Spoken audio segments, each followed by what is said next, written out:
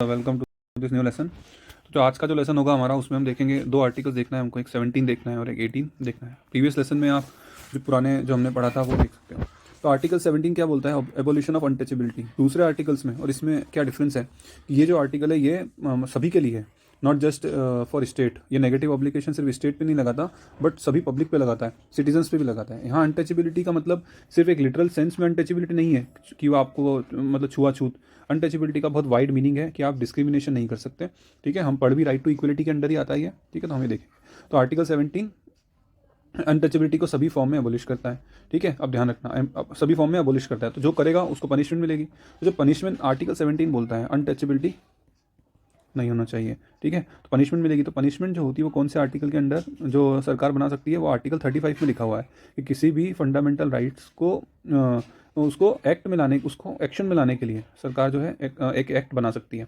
तो वो कौन से आर्टिकल में लिखा है? 35। तो 35 का यूज़ करके 75 में कहा, 75 की जो इंटेंशन है उसको फुलफिल करने के लिए आर्टिकल 35 का यूज़ करके कौन से आर्टिकल आए? तो कौन से आर्टिकल आया आपके? Protection of civil right act 1976 में आया। ठीक है, उसके बाद आपने एक SC/ST एक्ट है वो भी पढ़ा होगा, तो वो भी उसी आर्टिकल का यूज़ करके आर्टिकल 70 की जो उसमें जो इंटेंशंस थी वो फुलफिल करने के लिए वो आर्टिकल आया। तो आप ध्यान देखना, अनटचेबिलिटी का मतलब कि आप किसी से किसी के कोई भी ऐसी कास्टिस्ट रिमार्क नहीं कर सकते। ठीक है, आप पब्लिक प्लेसेस में उसको मना नहीं कर सकते कि तू यहाँ पे नहीं आएगा। फॉर एग्जांपल आपने देखा होगा कि आज भी कुछ जगह ऐसी हैं जहाँ पे कुछ स्पेसिफिक लोग हैं जिनको जो प्रोसेशन नहीं निकाल सकते, जो उस एरिया से उस एरिया में बारात नहीं निकाल सकते, तो दैट इज़ कंसिडर्ड अनटचेबिलिटी। वो कुछ लोगों को मंदिर में एंट्री नहीं दी जाती, तो दैट इज़ अनटचेबिलिटी। तो ये सब बैन है। ठीक है, तो ये हमने आर्टिकल 17 देखा। अब हम देखेंगे आर्टिकल 18। तो आर्टिकल 13 जो है वो क्या है? Abolition of title.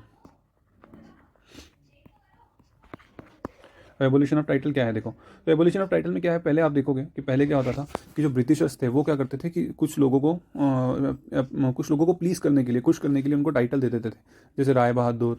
ठीक है, फिर आपका कुछ भी मिलिट्री टाइटल दे दिया आपको। ठीक है, इस तरह से टाइटल दिया करते थे। तो ये चीज़ जो थी ये एक तरह से अपने आप में डिस्क्रिमिनेशन पैदा करती थी। तो अब तो यहाँ तो हम इक्वलिटी चाहते हैं, तो इसलिए भारत सरकार ने फिर फंडामेंटल राइट्स में ये जो हमारे कॉन्स्टिट्यूशन मेकर्स थे उन्होंने क्या कहा कि एबोलिशन ऑफ टाइटल इस तरह से नहीं दिए जाएंगे। तो आर्टिकल 1 क्या बोलता है कि जो स्टेट है, तो उन्होंने सोचा फ्यूचर में भी ऐसा हो सकता है कि कोई सरकार है वो अब कुछ लोगों को खुश करने के लिए ऐसा करें। ठीक है, वो फॉर एग्जांपल कोई जज है, उसने गवर्नमेंट के मतलब फेवर में रिजल्ट सुना दिया, तो उनको कुछ टाइटल दे के खुश कर दें, तो ऐसा नहीं होना चाहिए। तो क्या आर्टिकल 1 क्या बोलता है कि स्टेट कोई टाइटल नहीं देगी एक्सेप्ट मिलिट्री टाइटल या एकेडमिक डिस्टिंक्शन। तो एकेडमिक डिस्टिंक्शन में आपका पद्मश्री, पद्म भूषण, भारत रत्न ये सब आता है। मिलिट्री में आपके जो टाइटल है वो दूसरे टाइटल जो आप परमवीर चक्र और ये सब देखते हो।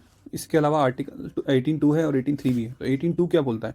18(2) ये बोलता है कि कोई भी सिटीजन किसी फॉरेन कंट्री से भी टाइटल नहीं ले सकता। ठीक है, विदाउट परमिशन नहीं ले सकता। 18(3) में क्या है?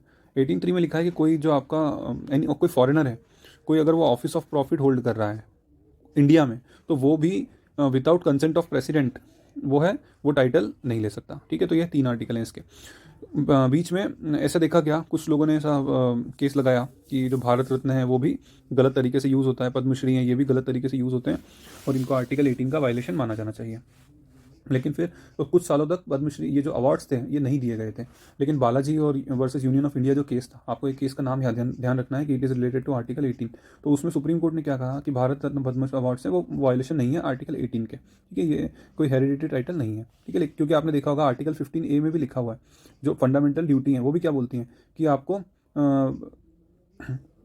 आपको आपको एक्सीलेंस के लिए जाना चाहिए। तो एक्सीलेंस के लिए आप जाओगे और आप तो उसका मोटिवेशन करने के लिए क्या है? अवार्ड है, तो वो तो उसलिए मिलता है। ऐसा नहीं है कि वो किसी आपको कोई फेवर दे रहे हैं। ठीक है, तो उसमें ऐसा होना चाहिए। लेकिन सुप्रीम कोर्ट ने ये भी कहा कि वो एक मेरिट के बेस पे होना चाहिए, मेरिट अवार्ड होना चाहिए। ठीक है, उसमें रीजनेबल डिस्टिंक्शन होना चाहिए। तो आप देखोगे अभी कि आप मुझे 2-3 एग्जाम्पल सजेस्ट कीजिएगा।